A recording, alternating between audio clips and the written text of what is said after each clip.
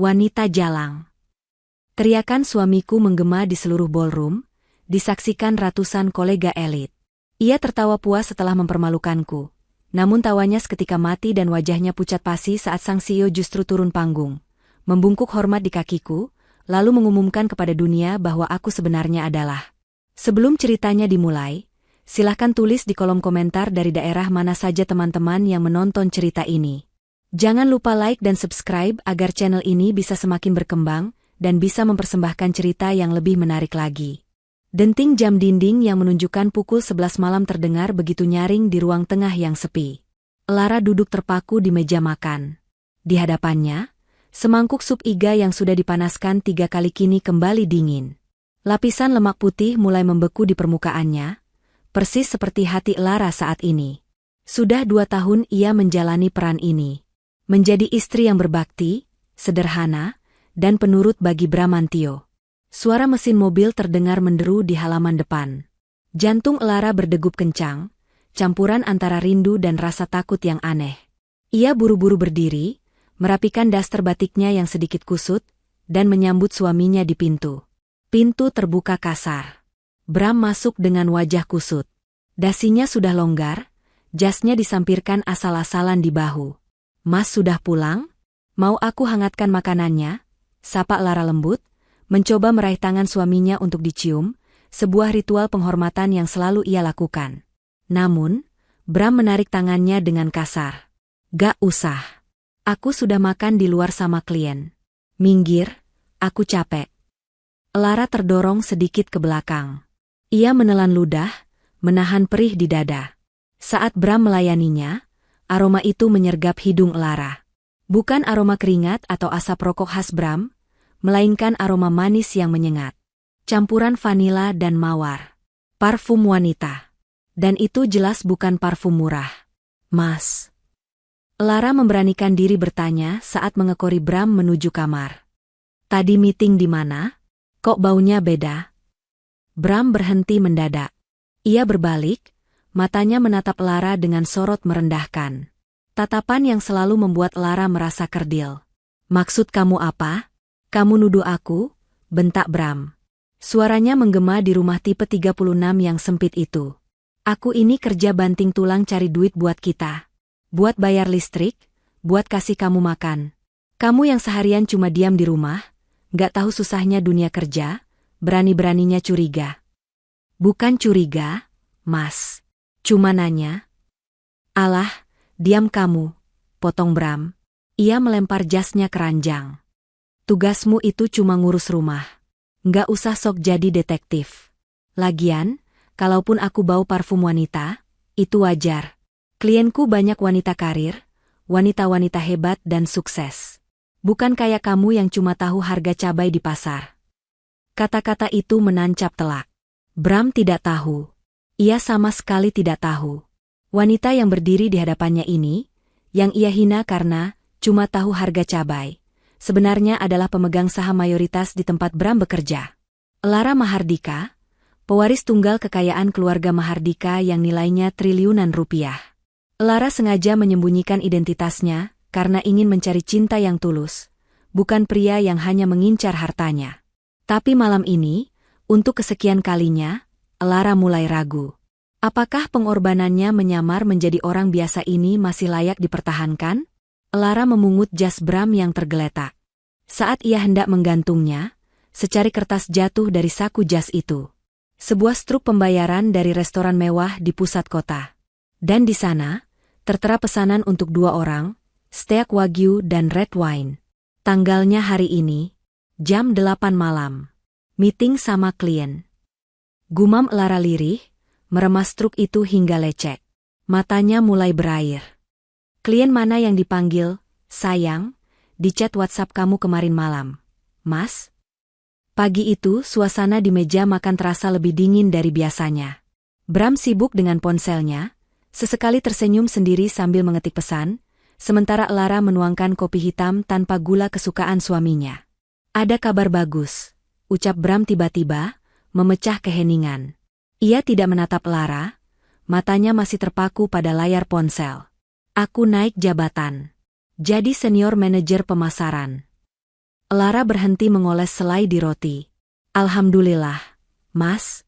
Selamat ya. Itu kan posisi yang Mas impikan dari tahun lalu. Iyalah.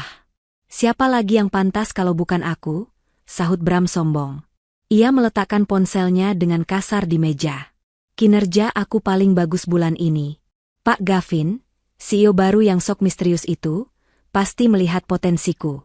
Nggak kayak teman-temanku yang kerjanya cuma cari muka. Lara tersenyum tipis. Sebenarnya, promosi itu disetujui oleh Lara sendiri melalui memo rahasia yang ia kirim ke Gavin minggu lalu. Ia ingin memberi Bram kesempatan untuk membuktikan diri. Ia ingin suaminya sukses. Nanti malam kita rayakan ya, Mas.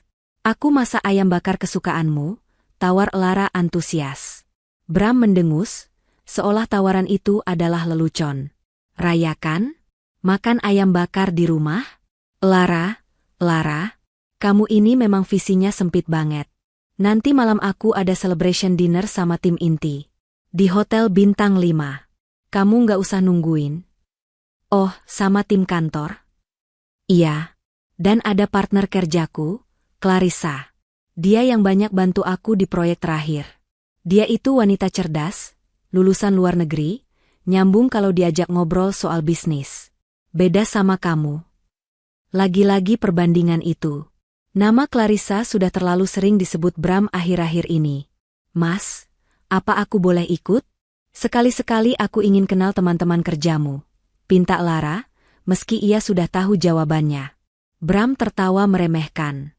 Ikut? Pakai baju apa? Duster? Atau baju kondangan kamu yang modelnya ketinggalan zaman itu? Jangan malu-maluin aku, El. Di sana itu orang-orang berkelas. Kamu di rumah aja. Urus cucian. Bram meneguk kopinya sampai habis, lalu berdiri. Ia mengambil tas kerjanya dan berjalan keluar tanpa mencium kening Lara, kebiasaan yang sudah hilang 6 bulan terakhir. Sepeninggal Bram, Lara duduk kembali di kursi.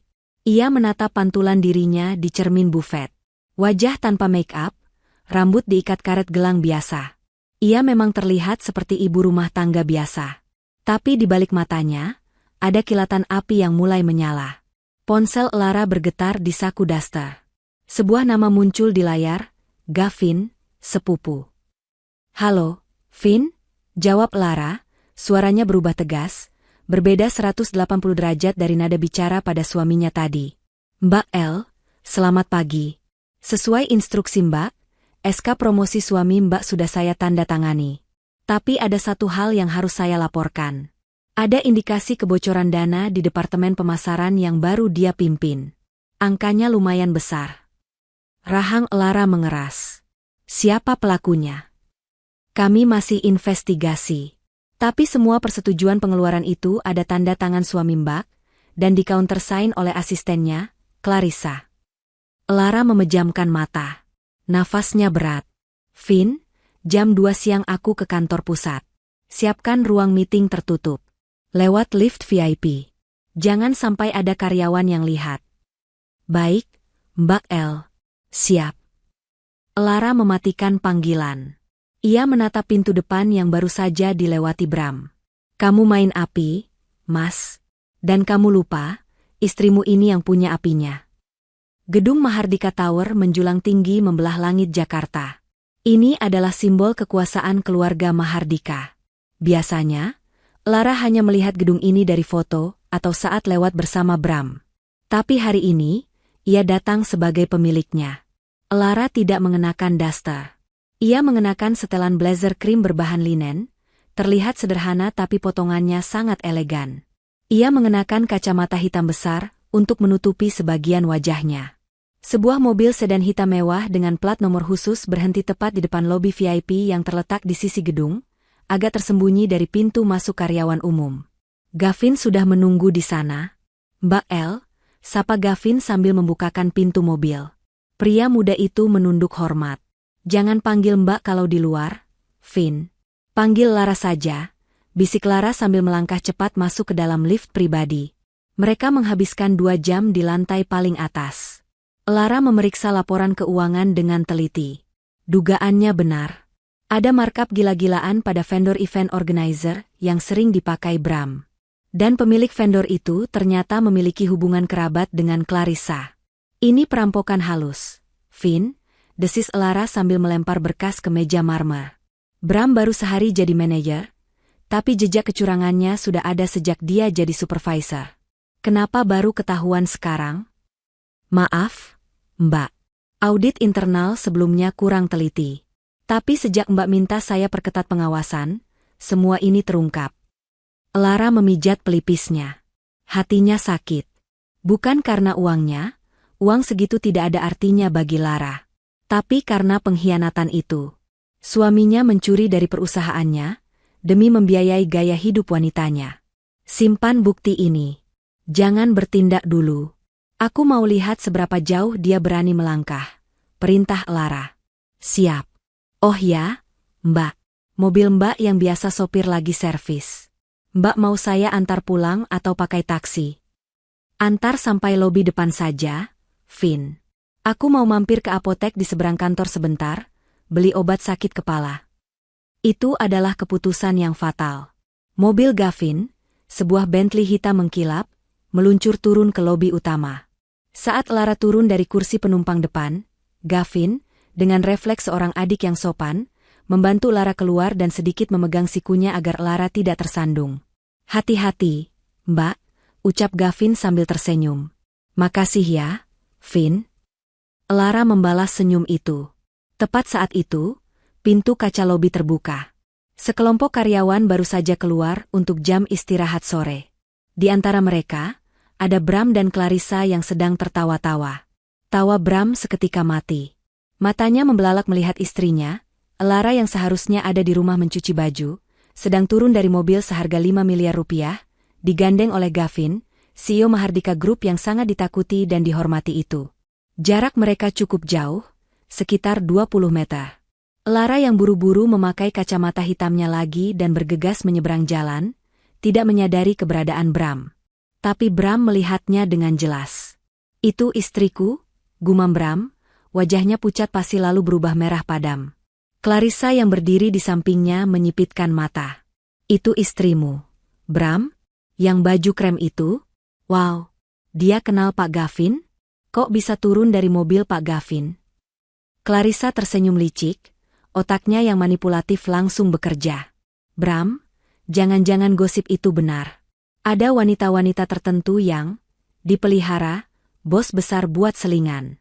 Istrimu, dia nggak kerjakan? Tapi kok bisa kenal CEO? Darah Bram mendidih. Harga dirinya sebagai laki-laki serasa diinjak-injak.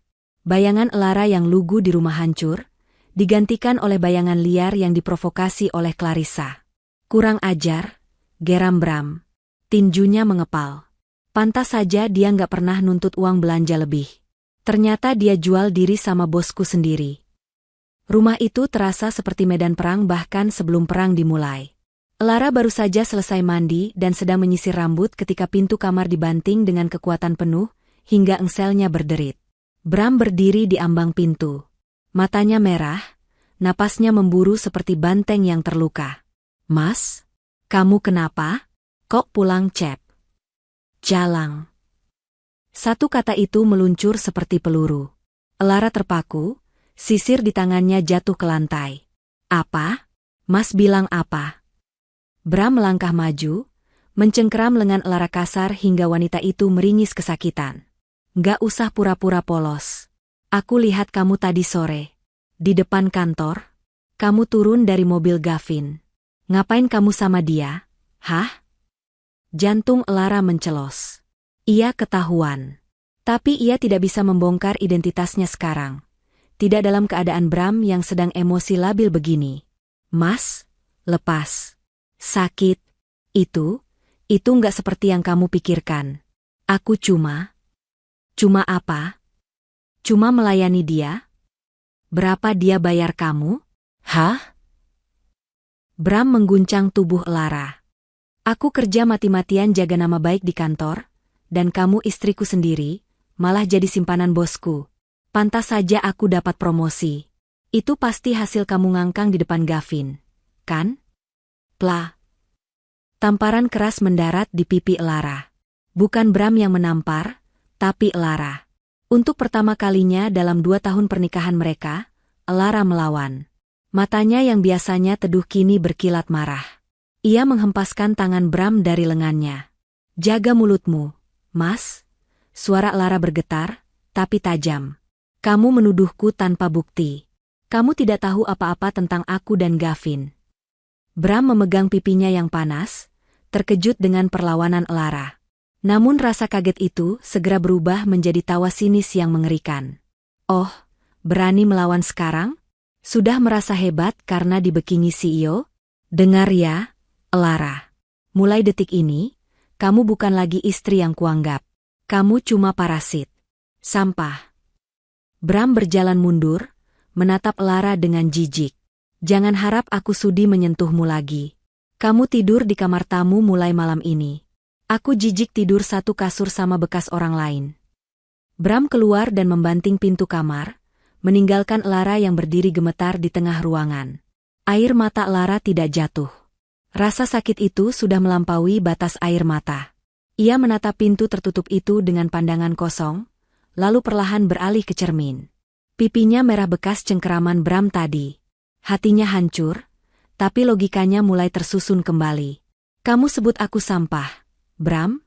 bisik Elara pada bayangannya sendiri. "Baik, kalau itu maumu. Sandiwara istri sederhana ini sudah tamat. Kamu ingin bermain api? Aku akan bakar seluruh duniamu sampai jadi abu." Malam itu, Elara tidak tidur di kamar tamu. Ia mengemasi barang-barang pentingnya, lalu menelepon Gavin. "Jadwalkan rapat direksi besok pagi. Dan pastikan undangan gala anniversary lusa sampai ke meja Bram. Aku akan datang." 2 hari berlalu dalam perang dingin. Elara dan Bram hidup seperti orang asing di satu atap. Bram bahkan tidak pulang semalam, beralasan lembur, padahal Elara tahu dari pelacak GPS di mobil Bram bahwa suaminya ada di apartemen Clarissa. Sore itu, sebuah kurir berseragam rapi datang ke rumah. "Paket untuk Bapak Bramantio," kata kurir itu. Elara menerima amplop tebal berwarna emas dengan logo Mahardika Group yang diembos mewah. Ia meletakkannya di meja ruang tamu. Tak lama kemudian, Bram pulang untuk ganti baju. Ia melihat amplop itu dan matanya berbinar. Ia merobeknya dengan tidak sabar. "Wah, undangan VVIP Gala Anniversary ke-50 Mahardika Group," seru Bram, lupa sejenak kalau ia sedang mendiamkan Elara. Ia memamerkan kartu undangan berlapis emas itu. "Lihat ini, cuma level manajer ke atas yang dapat. Ini acara paling bergengsi tahun ini." Elara yang sedang membaca majalah di sofa hanya melirik sekilas. "Oh, selamat." Bram mendengus. Di undangan tertulis, +1. Pasangan boleh ikut. Suasana hening sejenak. Elara menunggu. Apakah Bram akan mengajaknya? Apakah ini kesempatan Bram untuk meminta maaf? Bram menatap Elara dari ujung kaki ke ujung kepala dengan tatapan menilai yang menyakitkan. "Tapi jelas aku nggak mungkin bawa kamu," kata Bram enteng. "Acara ini terlalu berkelas buat kamu. Nanti kamu malah bikin malu, nggak ngerti cara makan fine dining, nggak ngerti ngobrol sama orang kaya. Lagian, aku nggak mau orang-orang mikir istriku wanita rendahan." "Jadi kamu mau ajak siapa?" tanya Elara datar. "Clarissa. Dia lebih pantas mendampingi aku. Dia cantik, pintar, dan selevel sama aku." Bram merapikan kerah kemejanya di depan cermin. "Kamu di rumah saja. Nggak usah nunggu aku pulang." Setelah Bram pergi dengan wangi parfum yang menyengat, bel rumah kembali berbunyi. Kali ini bukan kurir biasa. 2 orang pria berjas hitam membawa sebuah kotak besar berwarna hitam matte dengan pita silver. "Kiriman untuk Ibu Lara," kata salah satu pria itu dengan sangat hormat. Elara membawa kotak itu ke kamarnya. Saat dibuka, sebuah gaun malam yang menakjubkan terhampar di sana. Gaun sutra berwarna midnight blue rancangan desainer Paris, bertabur kristal Swarovski asli yang berkilau seperti bintang. Di sampingnya, ada set perhiasan berlian, kalung dan anting, yang nilainya cukup untuk membeli harga diri Bram 1000 kali lipat. Ada kartu kecil terselip di sana. Tulisan tangan Gavin. "Waktunya pulang, Nona muda. Singgasana Anda sudah siap." Sampai jumpa di panggung utama. Lara mengusap kain lembut gaun itu. Senyum tipis terukir di bibirnya. Senyum yang bukan milik istri penurut, melainkan senyum sang ratu yang siap menghukum para pengkhianat. Tunggu aku, Bram, bisiknya. Malam ini, kamu akan tahu siapa sebenarnya wanita, rendahan, yang kamu hina itu. Grand Ballroom Hotel Kempinski malam itu berubah menjadi lautan kemewahan. Lampu kristal raksasa menggantung di langit-langit, membiaskan cahaya keemasan ke seluruh penjuru ruangan. Lantai marmer dipoles, hingga memantulkan bayangan para tamu undangan yang hadir dengan busana terbaik mereka. Aroma parfum mahal bercampur dengan wangi bunga lili segar yang menghiasi setiap sudut ruangan. Bramantio melangkah masuk dengan dagu terangkat tinggi. Ia mengenakan tuxedo hitam slim fit sewaan yang membuatnya tampak gagah, meski saku celananya terasa tipis karena biaya sewa itu menguras jatah uang belanja bulanan. Di lengannya, Clarissa bergelayut manja. Wanita itu mengenakan gaun merah menyala dengan belahan paha tinggi, jelas ingin menjadi pusat perhatian. Lihat, Bram, bisik Clarissa sambil mendekatkan bibirnya ke telinga Bram. Semua orang melihat kita. Kita pasangan paling serasi malam ini. Bram tersenyum puas, menyisir rambutnya ke belakang dengan jari. Tentu saja. Malam ini adalah malamku. Setelah promosi kemarin, aku harus memastikan semua direksi melihat siapa Bramantio sebenarnya. Untung kamu gak bawa istri udikmu itu, kekeh Clarissa sinis. Bayangkan kalau dia ada di sini pakai baju tanah abangnya. Ih, bisa jatuh harga diri kamu. Bram mendengus, mengambil 2 gelas champagne dari nampan pelayan yang lewat. Jangan bahas dia. Dia sedang meratapi nasib di rumah. Biarkan saja dia tahu diri. Dunia kita beda, Riz. Dia cuma cocok di dapur, bukan di ballroom hotel bintang 5. Mereka berdua tertawa, lalu berbaur dengan kerumunan. Bram sibuk menyapa kolega-kolega senior, mencoba mengakrabkan diri dengan basa-basi yang terdengar dipaksakan. Ia merasa di atas angin. Ia merasa telah menaklukkan dunia. Namun, sekitar pukul 8 malam, suasana ruangan yang riuh rendah tiba-tiba berubah. Suara denting gelas dan obrolan perlahan meredup, digantikan oleh bisik-bisik yang menyebar seperti api menjalar dari arah pintu masuk utama. Musik orkestra yang mengalun lembut seolah menjadi latar bagi sebuah peristiwa besar. Siapa itu? Gila, cantik banget. Itu artis internasional? Atau putri keraton? Lihat kalungnya, itu berlian asli. Bram, yang sedang tertawa mendengar lelucon garing dari seorang kepala divisi HRD, menghentikan tawanya. Ia menoleh ke arah pintu masuk, penasaran siapa yang bisa mengalihkan perhatian orang-orang darinya. Di sana, di ambang pintu ganda yang terbuka lebar, berdiri seorang wanita. Wanita itu mengenakan gaun sutra berwarna midnight blue, biru malam yang pekat dan misterius. Gaun itu membalut tubuhnya dengan sempurna, menjuntai indah ke lantai dengan potongan off-shoulder yang memamerkan bahu putih mulus dan leher jenjangnya. Rambutnya yang biasanya diikat asal-asalan, kini digulung rapi dalam gaya cignon modern, menyisakan beberapa helai ikal yang membingkai wajah. Tapi yang paling menyilaukan adalah kalung berlian yang melingkar di lehernya. Di bawah sorot lampu chandelier, berlian itu berkilau menyakitkan mata, seolah berteriak bahwa pemakainya bukan orang sembarangan. Bram menyipitkan mata. Ia merasa familiar dengan postur tubuh itu. Ia kenal bentuk wajah itu. Tapi otaknya menolak memproses informasi yang diterima matanya. Nggak mungkin. Gumam Bram, gelas di tangannya bergetar. Wanita itu melangkah masuk dengan anggun. Setiap langkah kakinya di atas karpet merah terdengar tegas namun gemulai. Ia tidak menunduk malu-malu. Ia menatap lurus ke depan dengan dagu terangkat, memancarkan aura dominasi yang membuat para tamu secara naluriah menepi, memberinya jalan. Clarissa, yang berdiri di samping Bram, ternganga. Bram itu bukannya istri kamu? Si Lara? Bukan, bantah Bram cepat, keringat dingin mulai merembes di pelipisnya. Istriku di rumah. Dia nggak punya baju sebagus itu. Dia nggak punya uang buat sewa mua. Tapi semakin wanita itu mendekat, semakin jelas kenyataannya. Itu Lara, istrinya. Wanita yang tadi pagi ia sebut sampah. Kini berjalan membelah kerumunan seperti seorang ratu yang sedang meninjau kerajaannya. Darah Bram mendidih naik ke kepala. Rasa kagetnya seketika berubah menjadi amarah yang meledak-ledak. Ia tidak melihat kecantikan Elara, yang ia lihat adalah pembangkangan.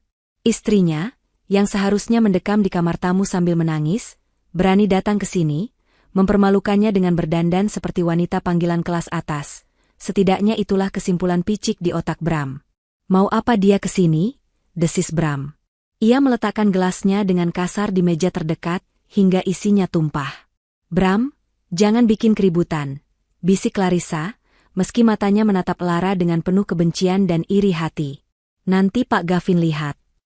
Persetan, umpat Bram. Dia pasti mau bikin malu aku. Dia pasti mau ngemis-ngemis minta maaf di depan bos. Tanpa mempedulikan etika, Bram menerobos kerumunan, berjalan cepat menghampiri Elara yang baru saja mengambil segelas air mineral dari pelayan. Elara berdiri tenang di dekat pilar besar, mengamati sekeliling dengan tatapan dingin. Bram mencengkeram lengan atas Elara dengan kasar, menariknya menjauh dari kerumunan tamu VIP ke sudut ruangan yang agak gelap di dekat tirai jendela besar. Sakit, Mas. Elara mendesis, tapi tidak ada ketakutan di matanya. Ia menepis tangan Bram dengan gerakan elegan namun bertenaga. Apa-apaan kamu hah? Bentak Bram dengan suara tertahan. Matanya melotot tajam. Siapa yang izinkan kamu datang ke sini? Siapa yang undang kamu? Kamu pikir ini pasar malam? Elara merapikan letak selendang tipis di bahunya, menatap suaminya dengan tatapan yang membuat nyali pria biasa menciut. Undangan itu tertulis, +1, Mas. Sebagai istrimu yang sah, aku berhak ada di sini. Istri sah. Bram tertawa mengejek, wajahnya merah padam. Ngaca, Elara. Lihat penampilanmu. Dari mana kamu dapat gaun ini? Dari mana kamu dapat berlian itu? Hah? Clarissa menyusul mereka, berdiri di samping Bram sambil melipat tangan di dada, menatap Elara dari ujung kaki ke ujung kepala dengan tatapan merendahkan. Paling juga barang KW sewaan, Bram. Atau hadiah dari Om-Om yang dia layani tadi siang. Mendengar hasutan Clarissa, amarah Bram makin menjadi-jadi. Jawab jujur. Kamu curi uang tabunganku? Atau kamu jual diri sama Gavin beneran? Kamu mau permaluin aku di depan kolega dengan dandan menor kayak ondel-ondel begini? Elara menatap Clarissa sekilas, lalu kembali menatap Bram. Mas, aku sarankan kamu kecilkan suaramu. Kamu sedang mempermalukan dirimu sendiri, bukan aku. Jangan ceramahi aku. Bram menunjuk wajah Elara dengan telunjuknya. Pulang sekarang. Detik ini juga. Keluar dari sini sebelum satpam yang seret kamu. Aku jijik lihat kamu sok-sokan bergaul sama orang kaya. Kamu itu cuma benalu, Elara. Pulang. Aku tidak akan pulang, jawab Elara tenang, suaranya datar namun menusuk. Acaranya belum dimulai. Dan ada seseorang yang harus kutemui. Siapa? Selingkuhanmu? Si Gavin? Bram mencengkeram bahu Elara lagi, kali ini lebih keras hingga kuku-kukunya menancap di kulit. Dengar ya, wanita murahan. Kalau kamu nggak pergi sekarang, besok surat cerai sampai di tanganmu. Aku serius. Elara tersenyum miring. Senyuman yang baru pertama kali Bram lihat. Senyuman yang penuh dengan belas kasihan sekaligus kekejaman. Silakan, Mas. Tapi pastikan kamu siap dengan konsekuensinya. Keributan di sudut ruangan itu mulai menarik perhatian. Beberapa tamu di meja bundar terdekat mulai menoleh, berbisik-bisik. Namun Bram sudah gelap mata. Ego dan rasa kepemilikannya yang terancam membuatnya lupa di mana ia berpijak. Bagi Bram, Elara adalah properti. Barang yang harusnya diam di lemari, bukan barang mewah yang dipamerkan di etalase tanpa izinnya. Konsekuensi apa? Kamu ngancam aku? Suara Bram meninggi. Ia tidak sadar bahwa mereka berdiri tepat di samping panggung kecil tempat band pengiring beristirahat. Di sana, ada sebuah stand mic yang menyala untuk keperluan cek sound MC. Posisi Bram yang membelakangi panggung membuatnya tidak melihat mikrofon itu. Tapi suaranya yang menggelegar tertangkap jelas oleh diafragma mikrofon yang sensitif itu. Kamu pikir karena kamu pakai baju mahal, kamu jadi selevel sama aku?" teriak Bram. Suaranya menggema ke seluruh ballroom, melalui speaker utama yang tersebar di setiap sudut. Dengung. Seluruh ruangan seketika hening. Musik berhenti. Percakapan terhenti. 300 pasang mata kini tertuju ke arah sudut ruangan itu. Bram, yang tidak sadar suaranya terdengar satu gedung, masih terus mencerca Lara. "Asal kamu tahu ya," lanjut Bram, suaranya membahana, memecah keheningan yang mencekam itu. "Semua orang di sini orang terhormat. Bukan tempat buat wanita jalang kesayangan bos kayak kamu. Ngapain kamu senyum-senyum? Kamu bangga jadi simpanan?" "Hah?" Lara tidak bergerak. Ia melihat mikrofon di belakang punggung Bram. Ia tahu semua orang mendengar. Dan ia membiarkannya. Ini adalah bagian dari penghukuman. Clarissa yang menyadari situasi itu memucat. Ia menarik jas Bram panik. "Bram, stop." Semua orang dengar. Mic-nya nyala. Tapi Bram menepis tangan Clarissa. Biar sekalian semua orang tahu kelakuan istriku ini. Biar Pak Gavin juga dengar kalau wanitanya ini nggak tahu malu." Bram kembali menatap Lara, napasnya memburu. "Aku menyesal nikah sama kamu. Kamu nggak punya apa-apa, nggak bisa apa-apa, dan sekarang malah jadi pelacur di kantorku sendiri." Hening. Hening yang sangat panjang dan menyakitkan. Kata-kata, pelacur, itu menggantung di udara, terpantul di dinding-dinding marmer yang dingin. Wajah para tamu undangan berubah-ubah. Ada yang kaget, ada yang jijik, ada yang menutup mulut tak percaya. Seorang manajer pemasaran yang baru dipromosikan, menghina istrinya sendiri dengan sebutan sekotor itu di acara ulang tahun perusahaan? Lara menarik napas panjang. Ia menatap Bram dengan sorot mata yang sudah mati rasa. Tidak ada lagi cinta, tidak ada lagi rasa hormat. "Sudah bicaranya, Mas?" tanya Lara pelan. Suaranya tidak masuk mikrofon, tapi cukup keras di keheningan itu. "Simpan tenagamu. Kamu akan butuh banyak tenaga setelah ini." Bram mengerutkan kening, bingung dengan reaksi Lara yang terlalu tenang. Apa maksud? Sebelum Bram menyelesaikan kalimatnya, suara langkah kaki yang tegas terdengar dari arah panggung utama. Dari arah panggung utama, kerumunan tamu terbelah secara otomatis, seperti laut merah yang membelah di hadapan Musa. Gavin Mahardika turun dari podium. Wajah pria muda itu, yang biasanya ramah dan penuh senyum, kini sedingin es kutub utara. Rahangnya mengeras. Matanya menatap tajam lurus ke arah Bramantio. Di belakang Gavin, mengekor 4 orang bodyguard bertubuh kekar dan jajaran direksi senior yang wajahnya tak kalah tegang. Bram menelan ludah.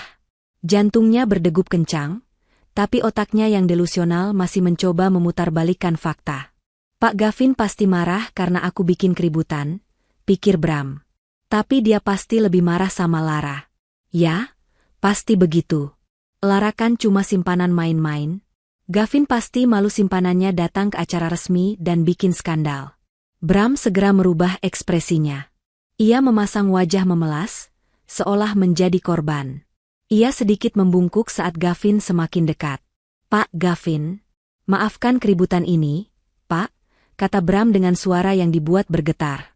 Ia menunjuk Lara dengan dagunya. "Wanita ini, istri saya ini memang agak gangguan jiwa, Pak. Dia obsesi sama Bapak. Dia menyusup ke sini, pakai baju sewaan. Saya akan segera seret dia keluar supaya tidak mengotori acara Bapak." Gavin tidak menjawab. Ia terus berjalan, langkahnya panjang dan cepat. Clarissa yang berdiri di samping Bram mundur perlahan. Instingnya mengatakan ada bahaya besar yang mendekat. Ia mencoba melepaskan diri dari situasi itu, tapi tatapan tajam salah satu direktur membuatnya terpaku di tempat. Jarak Gavin dan Bram tinggal 2 meter. Bram tersenyum lebar, mengulurkan tangannya untuk bersalaman, berharap mendapat simpati. "Sekali lagi maaf ya, Pak. Saya akan urus wanita jalang I." Gavin menepis tangan Bram yang terulur. Bukan tepisan pelan, tapi tepisan kasar yang membuat tangan Bram terlempar ke samping. Bram terkejut setengah mati. "Pak?" Gavin bahkan tidak melirik Bram. Ia berjalan melewatinya begitu saja, seolah Bram hanyalah debu tak kasat mata. Gavin berhenti tepat di hadapan Lara. Suasana ruangan menahan napas. Apa yang akan dilakukan CEO muda itu pada wanita yang baru saja disebut Jalang oleh suaminya sendiri? Apakah dia akan menamparnya? Mengusirnya? Perlahan, Gavin menundukkan kepalanya dalam-dalam. Sebuah gerakan membungkuk yang penuh hormat, hampir 90 derajat. Gerakan yang hanya dilakukan bawahan kepada atasan tertingginya. Mohon maaf atas kelancangan karyawan saya, Bu Lara. Suara Gavin terdengar jelas dan bergetar karena menahan amarah pada Bram. Saya gagal menjaga kehormatan ibu di rumah ibu sendiri. Dunia Bram serasa berhenti berputar. Matanya melotot sampai hampir keluar. Bu? Ibu Lara? Rumah ibu sendiri? Lara menatap sepupunya itu, lalu tersenyum tipis. Wibawanya menguar kuat. Bangun, Vin. Bukan salah kamu. Sampah memang kadang baunya menyengat kalau tidak segera dibuang. Gavin menegakkan tubuhnya, lalu mengulurkan tangannya. Bukan untuk bersalaman, tapi menawarkan lengannya untuk digandeng. Mari, Bu. Panggung sudah siap. Semua menunggu perintah ibu. Lara menerima uluran tangan itu. Ia melingkarkan tangannya di lengan Gavin. Saat mereka berdua berbalik badan menuju panggung, Lara sempat berhenti sejenak. Ia menoleh ke arah Bram yang berdiri mematung dengan mulut menganga, seperti ikan kekurangan oksigen. Tatapan Lara dingin, menusuk hingga ke tulang sumsum. Tanpa satu kata pun, tatapan itu mengatakan, tamat riwayatmu. Bram merasa kakinya lemas seperti jeli. Ia ingin lari, tapi kakinya terpaku di lantai marmer. Ia melihat Clarissa di sampingnya gemetar hebat, wajahnya pucat pasi tanpa darah. Bram, bisik Clarissa lirih, suaranya penuh ketakutan. Kita salah orang. Mereka berdua, dan ratusan tamu lainnya, hanya bisa menatap punggung Lara dan Gavin yang berjalan anggun menaiki tangga panggung. Musik orkestra berhenti total. Lampu sorot utama kini hanya terfokus pada dua sosok di atas panggung itu. Gavin berdiri di depan podium mikrofon, sementara Lara berdiri satu langkah di sampingnya, tenang dan mempesona. Selamat malam, Bapak, Ibu, dan seluruh kolega Mahardika Group, suara Gavin bergema jernih. Nadanya serius, tidak ada lagi basa-basi pembukaan pesta. Malam ini, kita merayakan 50 tahun perusahaan ini berdiri. Namun, ada satu hal yang selama ini sengaja kami rahasiakan demi privasi dan keamanan keluarga inti Mahardika. Gavin menarik napas, lalu menoleh hormat pada Lara. Banyak gosip beredar bahwa saya adalah pemilik tunggal perusahaan ini. Itu salah besar. Saya, Gavin Mahardika, hanyalah acting CEO yang dipercaya mengelola operasional sementara waktu. Gavin menunjuk Lara dengan tangan terbukanya. Pemilik sesungguhnya, pemegang 60% saham pengendali Mahardika Group, adalah putri tunggal dari mendiang pendiri perusahaan kita. Kakak sepupu saya, Lara Mahardika. Duar, pengumuman itu seperti petir di siang bolong bagi Bram. Telinganya berdengung hebat. Pandangannya berkunang-kunang. Istriku, Lara Mahardika, pewaris tunggal? Potongan-potongan memori berputar cepat di kepala Bram bagaikan film horor. Saat ia menghina masakan Lara. Saat ia memberinya uang belanja pas-pasan dan memarahinya jika kurang. Saat ia menyuruh Lara mencuci kaos kakinya yang bau. Saat ia bilang Lara tidak level dengannya. Dan barusan saat ia menyebut pemilik perusahaan tempatnya bekerja sebagai wanita jalang di depan seluruh direksi. Lutut Bram akhirnya menyerah. Ia jatuh terduduk di lantai. Orang-orang di sekitarnya mundur menjauh, memberinya jarak seolah ia adalah penderita kusta. Tatapan jijik yang tadi ditujukan pada Lara, kini berbalik 1000 kali lipat padanya. Di atas panggung, Lara melangkah maju mengambil alih mikrofon. Terima kasih, Gavin. Suara Lara lembut namun tegas, terdengar sangat berwibawa. Berbeda jauh dengan suara lirih yang biasa didengar Bram di rumah. Lara menatap lurus ke arah kerumunan, matanya mencari sosok Bram yang sudah ambruk di lantai. Lampu sorot mengikuti arah pandangan Lara, menyorot Bram yang menyedihkan. Selama 2 tahun, Lara memulai ceritanya, saya memilih hidup sederhana. Saya ingin mencari seseorang yang mencintai saya apa adanya, bukan karena nama belakang saya atau saldo rekening saya. Saya menjadi istri yang berbakti, memasak, mengurus rumah, dan mendukung karir suami saya dari bayang-bayang. Lara memberi jeda. Suasana hening mencekam. Tapi malam ini, saya belajar satu hal. Bahwa ketulusan seringkali dibalas dengan penghinaan. Bahwa kesetiaan dianggap sebagai kelemahan. Suara Lara mengeras. Bramantio, manajer pemasaran yang baru dilantik. Panggil Lara. Menyebut nama itu seperti menyebut nama terdakwa di pengadilan akhirat. Bram mendongak, air mata ketakutan mulai mengalir di pipinya. Ia menggeleng-gelengkan kepala, mulutnya komat kamit tanpa suara memohon ampun. Mulai detik ini, lanjut Lara, suaranya menggema tanpa ampun. Saya mengumumkan restrukturisasi besar-besaran. Dan sebagai langkah pertama, saya memecat Anda secara tidak hormat. Keamanan, tolong amankan orang ini. Saya tidak ingin ada sampah di pesta saya. 2 orang security bertubuh raksasa langsung menyergap Bram. Mereka menarik lengannya kasar, memaksanya berdiri. Lara, sayang. Dengar dulu, teriak Bram histeris saat diseret. Aku hilaf. Aku suamimu, maafkan aku. Jangan lakukan ini. Teriakan Bram menggema menyedihkan, tapi Lara sudah membuang muka. Ia kembali menatap para tamu dan tersenyum anggun, seolah tidak terjadi apa-apa. Silakan nikmati hidangannya. Pesta baru saja dimulai. Musik orkestra kembali bermain upbeat. Tapi bagi Bram yang diseret keluar pintu lobi seperti maling ayam, pesta hidupnya baru saja berakhir tragis.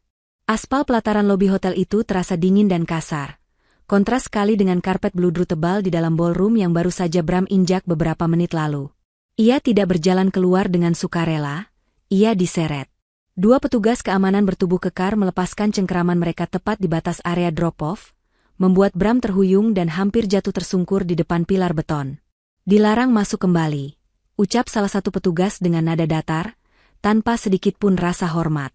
Dulu, petugas keamanan seperti mereka akan menunduk dan menyapa, "Selamat malam, Pak Bram." Sekarang, tatapan mereka tak ubahnya melihat kantong sampah yang bocor. Bram membenarkan jasnya yang kusut parah. Napasnya memburu, dadanya sesak bukan main. Otaknya masih berusaha mencerna apa yang baru saja terjadi, seperti komputer tua yang hang karena kelebihan data. Lara, pemilik Mahardika Group, istriku yang tiap hari pakai daster, yang kuhina karena minta uang belanja, dia bos besarku? Ini mimpi, ini pasti prank. Gumam Bram, tangannya gemetar hebat saat meraba saku celana mencari rokok, tapi kotak rokoknya sudah remuk. Nggak mungkin. Lara itu bodoh. Dia cuma wanita rumah tangga. Gavin pasti bohong. Ini konspirasi buat jatuhin aku. Bram menoleh ke samping, mencari satu-satunya sekutu yang ia miliki.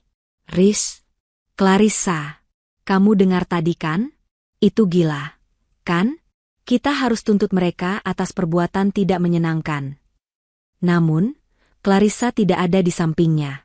Wanita itu berdiri sekitar 5 meter jauhnya, sibuk dengan ponselnya. Wajahnya pucat, tapi matanya bergerak liar, panik. Ia sedang memesan taksi online. Clarissa, panggil Bram, melangkah mendekat.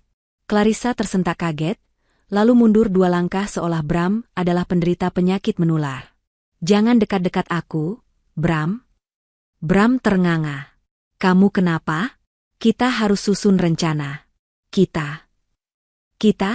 Potong Clarissa tajam, suaranya melengking histeris. Gak ada, kita. Bram, kamu dengar tadi? Istrimu itu pemilik perusahaan. Dan kamu baru saja maki-maki dia di depan umum pakai mikrofon. Karirmu tamat. Dan kalau aku terus sama kamu, karirku juga bakal hancur. Kamu kok ngomong gitu? Kita kan saling cinta? Katamu aku ini pria hebat, lebih hebat dari Gavin.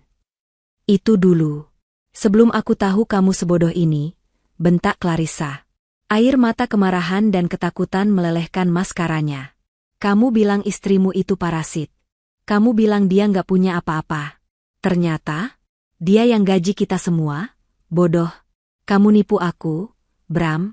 Kamu seret aku ke lubang buaya. Sebuah mobil taksi berhenti di depan mereka. Clarissa buru-buru membuka pintu. Riz, tunggu. Jangan tinggalin aku sendiri. Bram mencoba menahan pintu mobil. Lepas. Clarissa menendang tulang kering Bram dengan ujung sepatu hak tingginya yang runcing. Au! Bram menjerit kesakitan, refleks melepaskan pegangannya. Jangan hubungi aku lagi.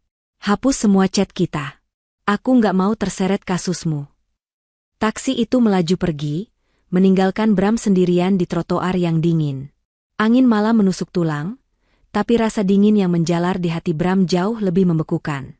Suara tawa dan musik samar-samar terdengar dari dalam hotel, pesta terus berlanjut tanpa dirinya. Bram merogoh ponselnya, mencoba menelepon Elara. Nomor yang Anda tuju sedang sibuk. Ia mencoba lagi. Nomor yang Anda tuju sedang sibuk. Ia diblokir. Bram menatap layar ponselnya yang retak. Di wallpaper, masih ada foto dirinya yang tersenyum sombong saat menerima SK promosi kemarin. Sekarang, senyum itu terlihat seperti ejekan. Lara, bisiknya, kali ini bukan dengan nada marah, tapi dengan nada ketakutan yang amat sangat. Apa yang sudah aku lakukan? Pagi harinya, Jakarta diguyur hujan deras, seolah langit turut berduka atau mungkin sedang mencuci kotoran di bumi. Bram tidak tidur semalaman. Ia duduk di ruang tamu rumahnya, rumah yang mendadak terasa asing, dengan pakaian yang masih sama seperti semalam. Pukul 7 pagi, ponselnya berdering. Bukan dari Lara, tapi dari sekretaris perusahaan. Pak Bramantio, Anda ditunggu di ruang rapat direksi utama jam 9 tepat. Agenda, pertanggungjawaban audit. Hanya itu. Tanpa salam, tanpa basa-basi. Bram mandi dengan air dingin, berharap bisa membekukan rasa takutnya. Ia memakai kemeja terbaiknya, mencoba membangun kembali sisa-sisa kepercayaan dirinya yang sudah hancur lebur. Aku masih bisa selamat, batinnya di depan cermin, meski bayangannya sendiri tampak ragu. Aku cuma salah ngomong. Soal kinerja, aku bagus. Lara, dia pasti masih cinta aku. Dia cuma butuh waktu buat reda marahnya. Aku akan minta maaf, sujud di kakinya kalau perlu. Bram memacu mobilnya ke kantor. Sesampainya di lobi Mahardika Tower, suasana berbeda 180 derajat. Biasanya, resepsionis akan menyapanya ramah. Pagi ini, mereka menunduk, pura-pura sibuk mengetik. Saat Bram menempelkan kartu aksesnya di gate masuk, lampu indikator menyala merah disertai bunyi bip panjang yang menyakitkan telinga. Akses denied. Loh? Rusak nih. Bram menepuk-nepuk mesin itu, mencoba terlihat santai meski keringat dingin mulai mengucur. Karyawan lain yang mengantre di belakangnya mulai berbisik-bisik. Kartu Bapak sudah dinonaktifkan, suara berat muncul dari samping. Kepala keamanan gedung, Pak Haryo, berdiri di sana dengan wajah garang. Bapak harus lewat jalur tamu, dan akan kami kawal sampai ke lantai atas. Dikawal? Pak Haryo, saya ini manajer. Masa saya diperlakukan kayak maling? Protes Bram, mencoba mempertahankan sisa wibawanya. Perintah direksi, Pak, jawab Pak Haryo singkat, lalu memberi kode pada dua anak buahnya untuk mengapit Bram. Bram digiring masuk ke dalam lift barang, bukan lift kaca yang biasa ia gunakan. Rasanya menghinakan. Ia naik ke lantai paling atas dengan perasaan seperti terpidana mati yang menuju tiang gantungan. Pintu lift terbuka. Koridor lantai direksi yang biasanya sunyi dan berwibawa kini terasa seperti lorong pengadilan. Bram dibawa masuk ke ruang rapat utama. Ruangan itu dingin, AC disetel di suhu terendah. Di ujung meja panjang berbentuk oval, duduk Elara. Bukan Elara si istri penurut. Ini Elara sang pemilik. Ia mengenakan setelan blazer putih bersih yang memancarkan aura kekuasaan, rambutnya digerai rapi, dan tatapannya tajam fokus pada layar tablet di hadapannya. Di sebelah kanannya duduk Gavin, dan di sebelah kirinya ada seorang pria tua berkacamata tebal, kepala divisi hukum. Bram berdiri di ambang pintu, kakinya gemetar. Duduk, perintah Lara tanpa mendongak. Bram berjalan pelan, menarik kursi di ujung meja yang berlawanan dengan Lara. Jarak mereka sekitar 5 meter, tapi rasanya seperti terpisah benua. Sayang. Bram mencoba memulai dengan suara parau. Aku mau minta maaf soal semalam. Aku mabuk, aku nggak sadar. Stop, potong Lara. Ia akhirnya mengangkat wajahnya. Tidak ada emosi di sana. Wajahnya datar seperti permukaan danau yang beku. Di ruangan ini, saya adalah atasan Anda, bukan istri Anda. Panggil saya Bu Lara. Bram menelan ludah. Baik, Bu Lara. Tolong jangan pecat saya. Saya hilaf. Saya tulang punggung keluarga. Kalau saya dipecat, gimana nasib kita? Lara tersenyum tipis, senyum yang mengandung ironi pahit. Nasib kita? Tidak ada lagi kita, Bram. Dan soal pemecatan itu masalah paling kecil yang Anda hadapi hari ini. Lara memberi isyarat pada Gavin. Gavin menyodorkan sebuah tebal berkas berwarna merah ke hadapan Bram. Bacalah, kata Gavin dingin. Itu surat kematian karirmu. Bram membuka berkas itu dengan tangan gemetar. Halaman pertama membuatnya sesak napas. Laporan audit investigasi. Indikasi fraud penggelap dana Departemen Pemasaran. Kami sudah melakukan audit forensik sejak seminggu lalu. Tepat setelah saya meluluskan permintaan promosi Anda, suara Lara memecah keheningan, tenang namun mematikan. Saya sengaja menaikkan jabatan Anda supaya Anda merasa aman, supaya Anda lengah dan makin serakah. Dan benar saja. Lara berdiri, berjalan perlahan mengelilingi meja, langkah kakinya berbunyi tuk-tuk-tuk yang ritmis dan mengintimidasi. Halaman 5, kata Lara. Proyek launching produk baru bulan lalu. Anggaran disetujui 500 juta. Realisasi pengeluaran 480 juta. Tapi hasil cek lapangan? Vendor catering hanya dibayar 50 juta. Padahal di kwitansi tertulis 150 juta. Sisa 100 juta masuk rekening pribadi atas nama adik ipar Clarissa. Bram memucat. Itu pasti salah input. Bu, saya nggak tahu menahu soal teknis pembayaran. Itu urusan admin. Jangan bohong, bentak Gavin tiba-tiba, membuat Bram terlonjak.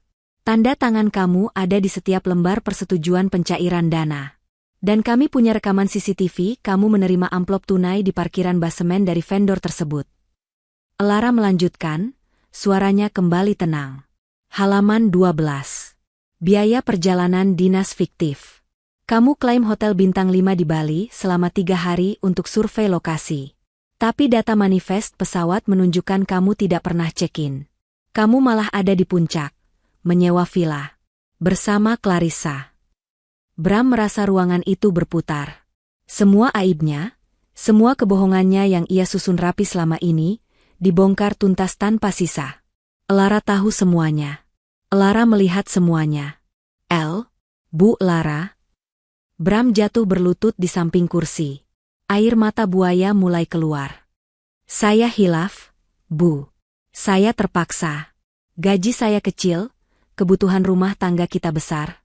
Saya lakukan ini demi membahagiakan kamu juga, Lara tertawa. Tawa yang kering dan hambar. Demi membahagiakan saya, ulang Lara. Ia menatap Bram yang berlutut di kakinya dengan tatapan jijik. Kamu pakai uang curian itu buat beli tas branded untuk Clarissa, Bram. Sementara kamu maki-maki aku karena beli daging sapi yang harganya naik 10.000 perak. Kamu sebut itu demi aku? Lara kembali duduk di kursi kebesarannya. Total kerugian negara kerugian perusahaan yang kamu sebabkan mencapai 1,2 miliar rupiah dalam kurun waktu 1 tahun. Ini bukan lagi pelanggaran etik, Bram. Ini pidana. Penggelapan dalam jabatan. Pria berkacamata tebal di sebelah kiri Lara akhirnya bersuara. Suaranya serak-serak bahasa khas pengacara senior. Pasal 374 KUHP. Ancaman hukuman maksimal 5 tahun penjara. Kami sudah siapkan laporannya ke Polda Metro Jaya. Penjara? Mata Bram membelalak. Jangan, tolong jangan penjarakan saya. Lara, aku suamimu. Masa kamu tega penjarakan suamimu sendiri? Suami? Lara menatap cincin kawin di jari manisnya, lalu melepaskannya perlahan dan meletakkannya di atas meja.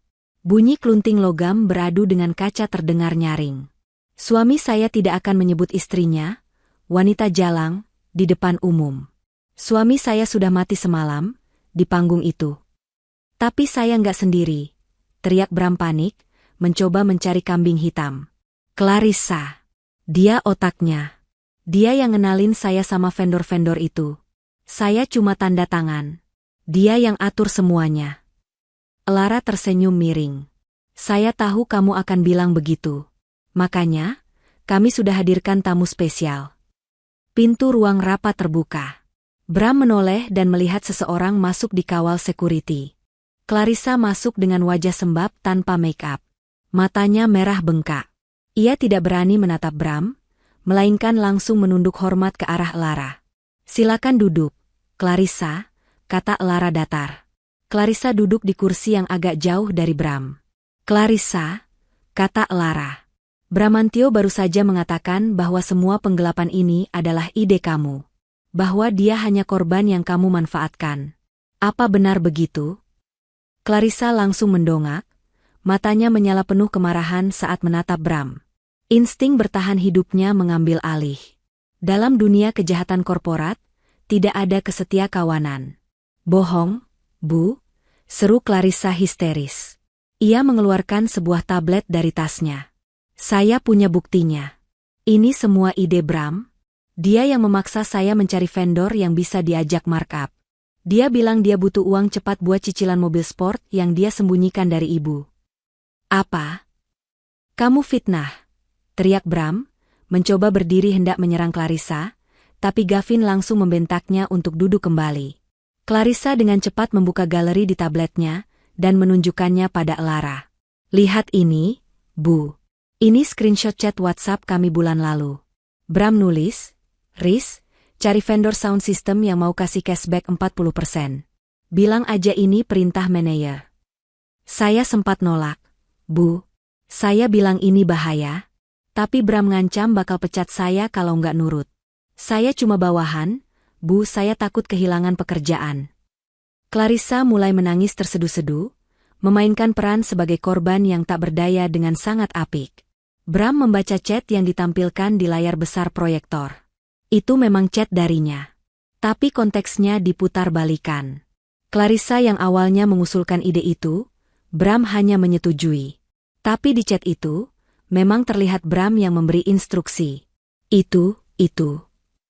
Bram gagap. Ia kalah langkah.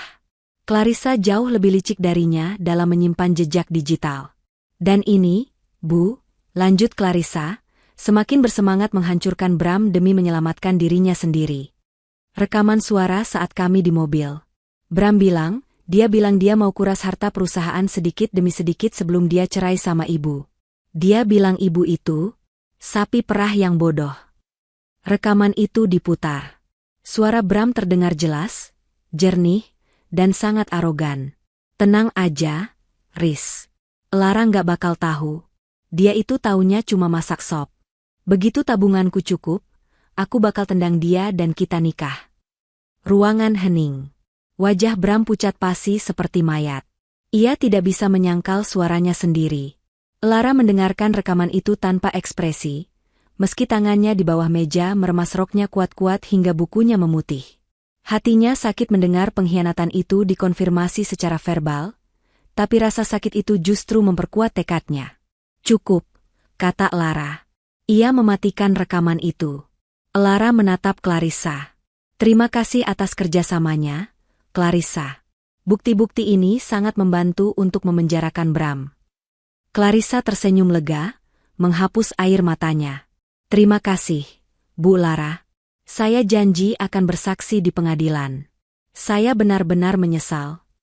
Tapi, potong Lara tajam. Siapa bilang kamu selamat? Senyum Clarissa lenyap seketika. Sebagai asisten manajer, kamu punya wewenang untuk menolak perintah atasan yang melanggar hukum dan melaporkannya lewat sistem whistleblowing perusahaan.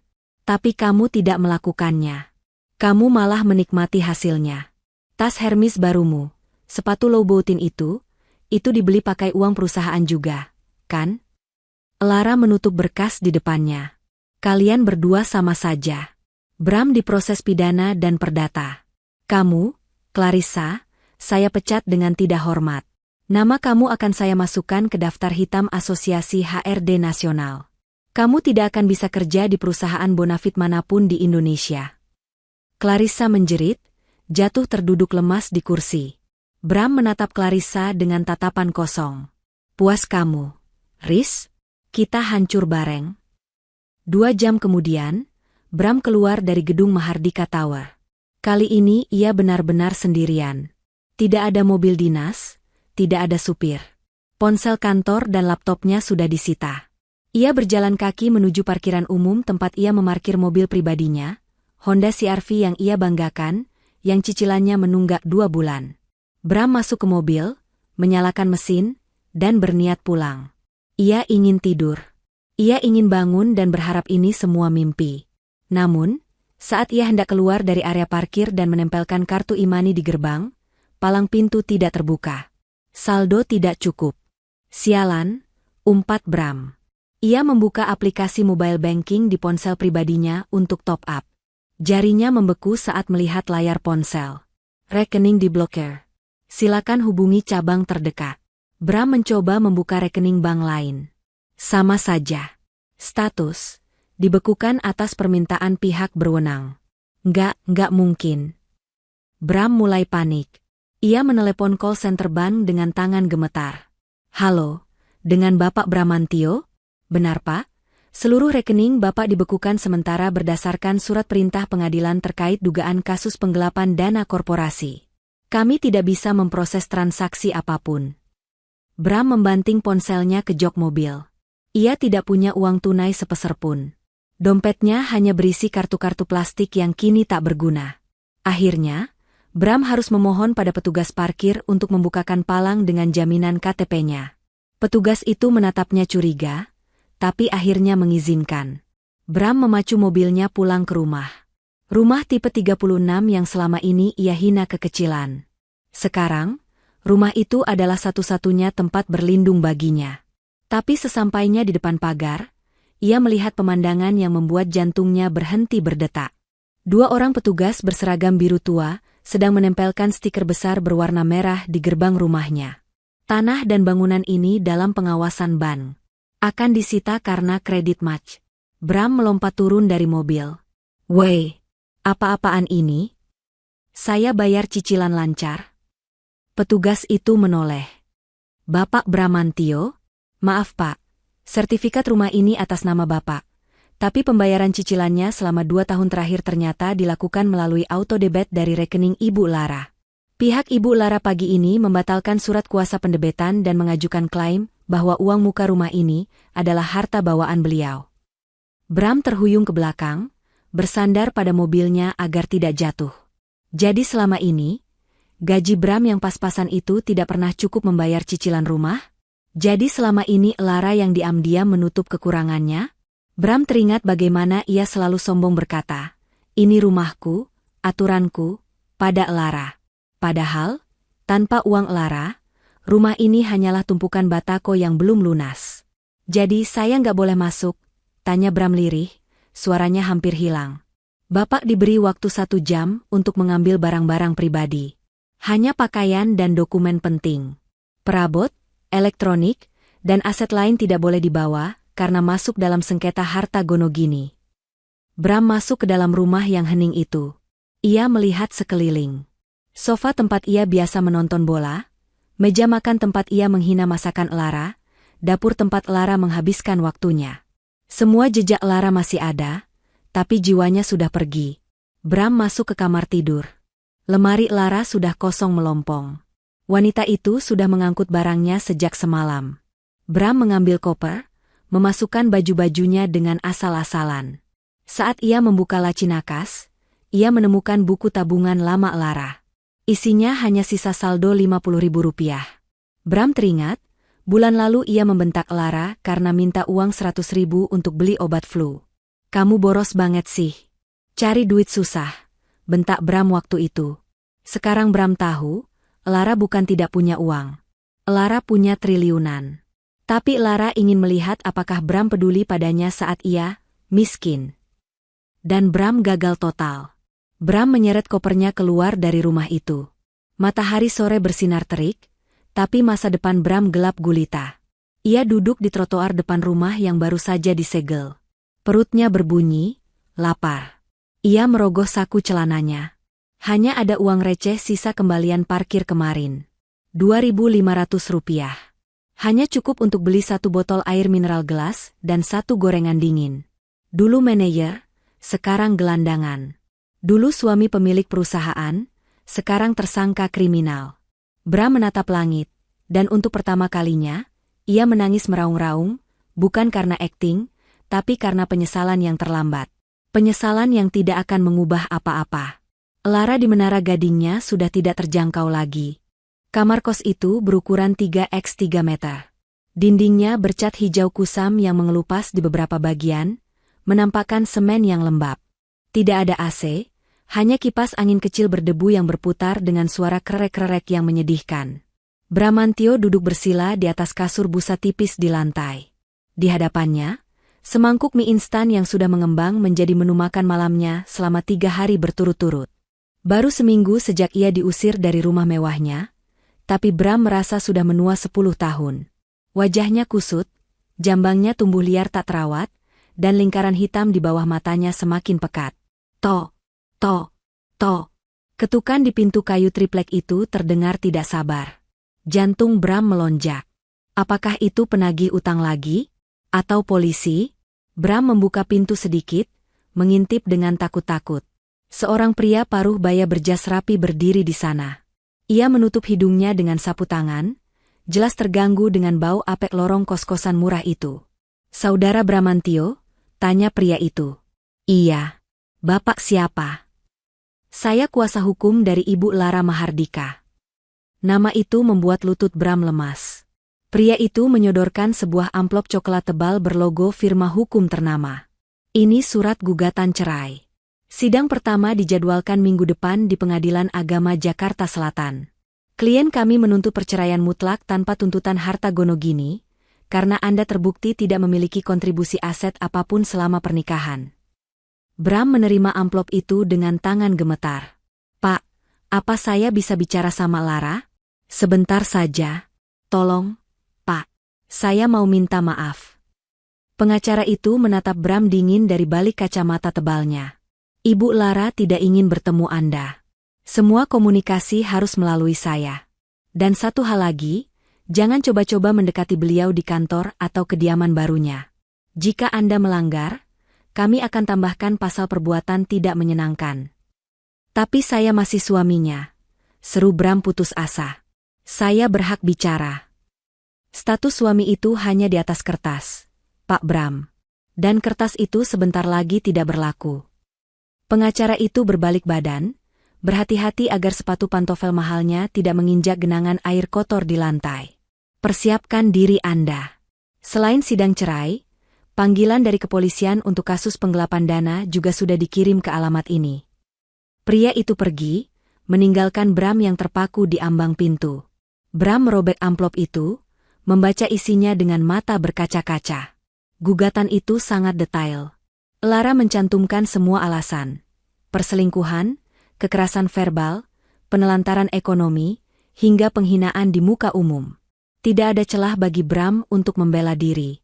Bram membanting pintu kosnya. Ia melempar mangkuk mie instan ke dinding, hingga kuahnya muncrat membasahi poster tua yang tertempel di sana.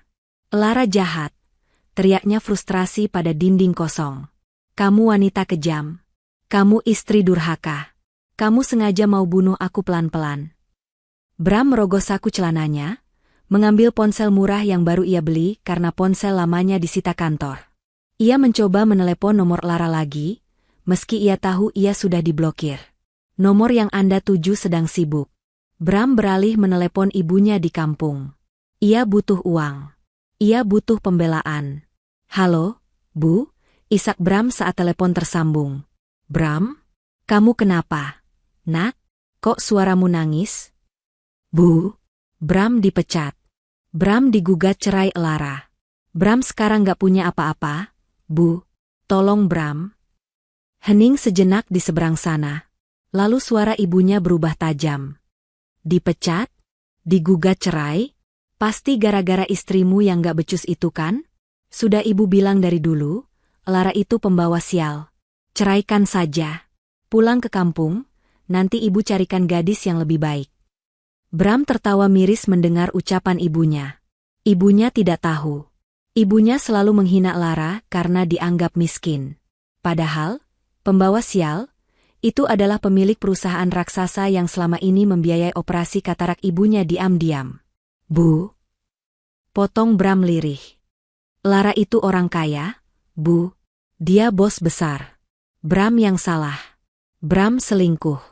Bram korupsi. Apa? Dan sekarang Bram mau dipenjara, Bu. Bram butuh uang buat bayar pengacara. Sambungan telepon terputus. Bram menatap layar ponselnya. Ibunya mematikan telepon. Bahkan ibunya sendiri tidak mau terlibat masalah hukum. Malam itu, di kamar sempit yang bau apek, Bram akhirnya menyadari arti kesepian yang sesungguhnya. Ia meringkuk di lantai, memeluk lutut, menangisi kebodohannya yang telah menukar berlian dengan batu kerikil. Hari itu adalah hari Jumat. Orang-orang sering menyebutnya Jumat Keramat bagi para tersangka kasus korupsi dan pidana kerah putih. Bram datang ke kantor polisi dengan kemeja putih yang sudah kekuningan di bagian kerahnya. Ia tidak mampu lagi membayar laundry. Ia datang memenuhi panggilan pemeriksaan sebagai tersangka. Di ruang penyidik, Bram dicecar 50 pertanyaan selama 8 jam tanpa henti. Aliran dana 100 juta ini, Anda gunakan untuk apa? Tanya penyidik dengan nada monoton tapi menekan. Untuk DP mobil, Pak, jawab Bram lirih, kepalanya tertunduk dalam. Lalu transfer 50 juta ke toko perhiasan ini? Beli kalung buat Clarissa. Penyidik menggelengkan kepala, mencatat pengakuan itu. Hebat ya Anda. Uang perusahaan dipakai foya-foya sama selingkuhan, sementara istri sah dinafkahi pas-pasan. Bram hanya bisa diam. Rasa malu sudah membakar habis harga dirinya. Pukul 5 sore, pemeriksaan selesai. Bram mengira ia boleh pulang dan wajib lapor seperti minggu lalu. Ia sudah bersiap berdiri. Duduk dulu, saudara tersangka, kata penyidik. Ia mengeluarkan selembar surat berwarna merah muda. Berdasarkan bukti permulaan yang cukup dan kekhawatiran melarikan diri atau menghilangkan barang bukti, mulai hari ini kami melakukan penahanan terhadap Anda selama 20 hari ke depan. Apa? Bram terlonjak kaget. Tapi Pak, saya kooperatif. Saya nggak akan kabur. Saya nggak punya uang buat kabur. Itu prosedur. Silakan tanda tangan berita acara penahanan ini. 2 petugas berseragam masuk membawa borgol perak. Bunyi klik saat logam dingin itu mengunci pergelangan tangannya, adalah suara paling mengerikan yang pernah Bram dengar. Saat Bram digiring keluar dari ruang pemeriksaan menuju mobil tahanan, mimpi buruknya menjadi nyata. Di halaman kantor polisi, puluhan wartawan sudah menunggu dengan kamera siap tembak. Cahaya flash menyilaukan mata silih berganti menghajar wajah Bram. Mas Bram. Mas Bram. Benarkah uang korupsi dipakai buat selingkuhan? Apa tanggapan Anda soal gugatan cerai Ibu Lara Mahardika? Mas Bram, lihat sini Mas. Bram menutupi wajahnya dengan tangan yang terborgol. Ia ingin bumi menelannya saat itu juga. Berita ini pasti akan masuk televisi. Semua orang yang mengenalnya, teman SMA, tetangga, saudara di kampung, akan melihat wajahnya memakai rompi oranye bertuliskan tahanan. Di tengah kerumunan wartawan, Bram melihat sekilas sosok yang ia kenal. Clarissa. Wanita itu berdiri di dekat gerbang, mengenakan topi dan masker, mencoba menyembunyikan diri. Ia tidak ditahan hari ini karena statusnya masih saksi yang bekerja sama, justice kolaborator, meski karirnya juga sudah tamat. Mata mereka bertemu sedetik. Tidak ada rasa cinta di mata Clarissa, hanya rasa lega bahwa bukan dia yang memakai rompi oranye itu. Clarissa memalingkan wajah dan buru-buru pergi. Bram didorong masuk ke dalam mobil tahanan yang berjeruji besi. Pintu belakang ditutup dengan dentuman keras. Pengap. Baunya campuran keringat dan keputusasaan. Mobil mulai bergerak, membawa Bram menuju rutan, rumah tahanan. Di dalam sana, Bram menangis tanpa suara. Bayangan wajah Lara yang tersenyum menyambutnya pulang kerja. Dulu, saat ia masih manusia bebas, berputar di kepalanya. Maafkan aku, El. Bisiknya pada kegelapan. Aku kangen sop iga buatanmu. Tapi sop iga itu kini hanya tinggal kenangan.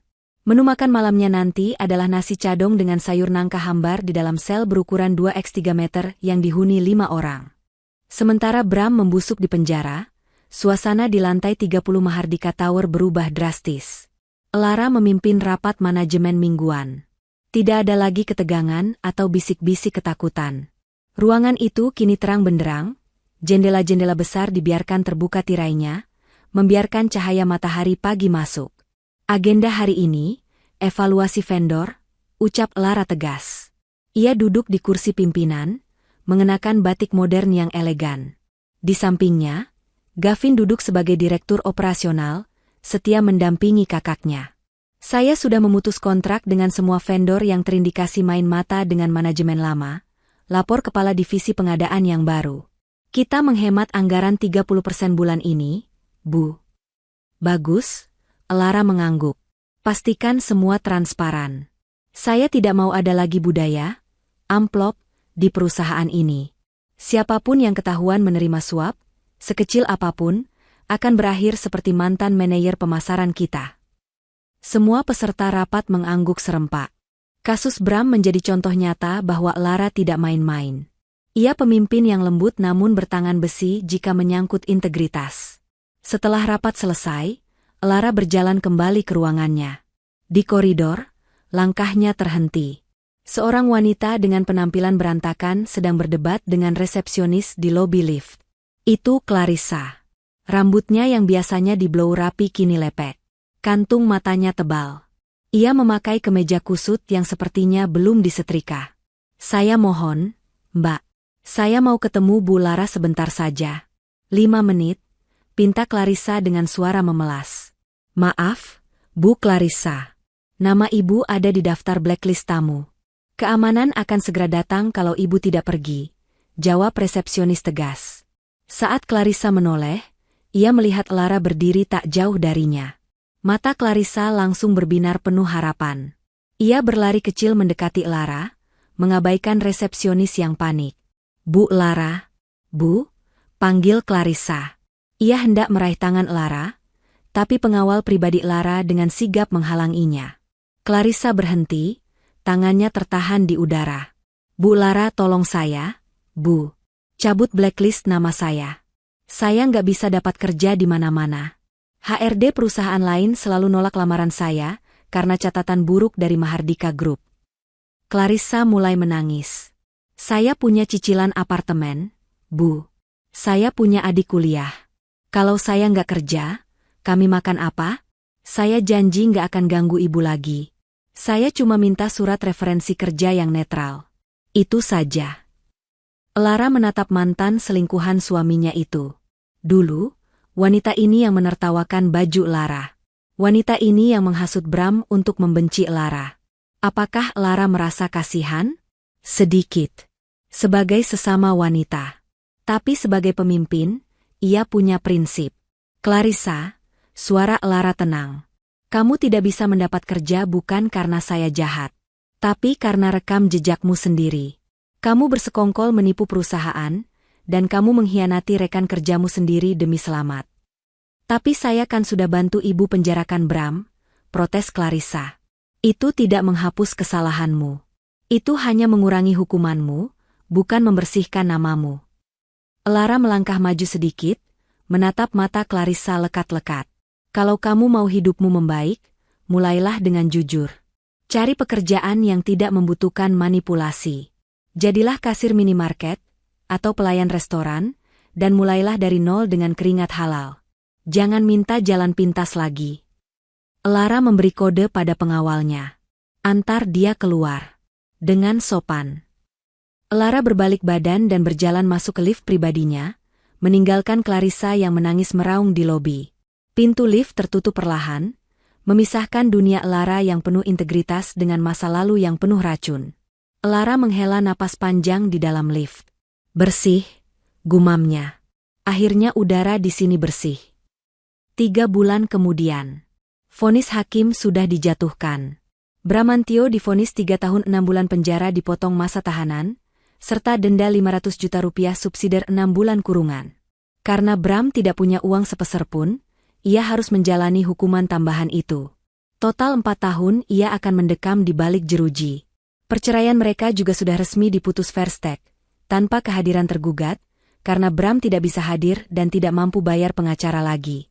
Siang itu, seorang kurir mengantarkan sebuah amplop lusuh ke meja kerja Lara. Amplop itu tidak ada perangkonya, hanya dititipkan lewat pengacara publik yang sempat mendampingi Bram di sidang terakhir. Kepada YTH, Ibu Lara Mahardika. Tulisan tangan di amplop itu cakar ayam dan gemetar. Tulisan Bram. Lara menimang amplop itu sejenak. Ia ragu apakah harus membukanya atau langsung membuangnya ke mesin penghancur kertas.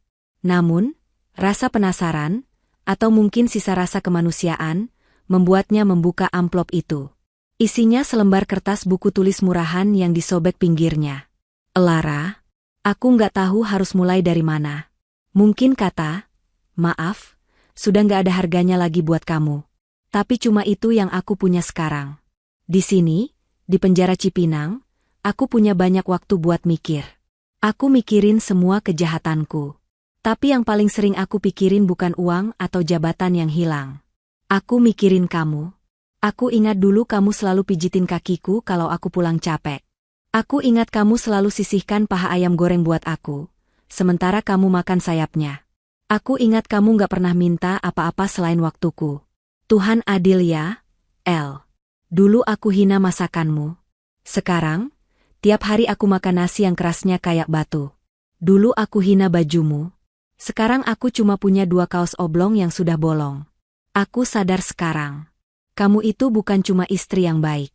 Kamu itu anugerah yang aku sia-siakan. Aku terlalu sibuk ngejar kilau palsu di luar sana, sampai aku lupa kalau aku punya berlian asli di rumah. Selamat atas suksesnya perusahaan. Aku lihat di koran bekas bungkus nasi kemarin, foto kamu menang penghargaan CEO terbaik. Kamu cantik banget di foto itu, El. Jauh lebih cantik daripada saat kamu nyamar jadi istriku yang sederhana. Jangan balas surat ini. Aku malu. Aku cuma mau kamu tahu, penyesalan ini bakal aku bawa sampai mati. Semoga kamu dapat pendamping yang jauh lebih baik dari bajingan kayak aku. Dari mantan suamimu yang bodoh, Bram. Lara selesai membaca surat itu. Tidak ada air mata yang jatuh. Air matanya sudah kering berbulan-bulan lalu. Hanya ada rasa lega yang aneh di dadanya. Sebuah penutup. Closure. Bram akhirnya mengakui kesalahannya. Bukan karena dia ingin kembali, tapi karena dia benar-benar sudah hancur. Dan bagi Lara, itu sudah cukup. Keadilan sudah ditegakkan. Lara melipat surat itu rapi-rapi, lalu memasukkannya ke laci paling bawah meja kerjanya. Ia tidak membuangnya, tapi ia juga tidak akan membacanya lagi. Surat itu adalah nisan bagi masa lalunya. Tok, tok. Pintu ruangan diketuk. Gavin masuk dengan senyum cerah. Mbak El, mobil sudah siap. Kita harus berangkat ke launch party proyek apartemen baru sekarang. Investor sudah menunggu. Lara menutup laci itu rapat-rapat. Ia berdiri, merapikan blazernya, dan membalas senyum Gavin. Ayo berangkat, Vin. Masa depan tidak bisa menunggu. Rooftop gedung pencakar langit, The Mahardika Pinnacle, malam itu bermandikan cahaya. Ini adalah proyek properti termewah yang pernah dibangun oleh grup perusahaan mereka, dan malam ini adalah peresmiannya. Ratusan tamu elit hadir. Musik jazz mengalun elegan.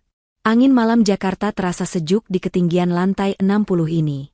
Lara berdiri di tepi balkon kaca, memandang hamparan lampu kota Jakarta yang berkelap-kelip di bawah sana seperti lautan bintang. Ia memegang gelas mocktail jeruk nipis. Ia tidak minum alkohol. Ia ingin menikmati kemenangannya dengan kesadaran penuh. Pemandangan yang bagus, ya, sapa suara yang familiar. Gavin berdiri di sampingnya, juga memandang ke bawah. Indah sekali, Vin, jawab Lara. Dulu, aku cuma bisa lihat gedung-gedung tinggi ini dari jendela bus kota saat ke pasar. Aku nggak pernah nyangka bakal berdiri di puncaknya. Mbak pantas ada di sini, kata Gavin tulus. Setahun ini Mbak buktikan ke semua orang. Saham kita naik 200%. Karyawan sejahtera. Nggak ada lagi tikus-tikus koruptor. Ayah pasti bangga lihat Mbak dari surga. Lara tersenyum haru. Ini semua berkat bantuan kamu juga, Vin.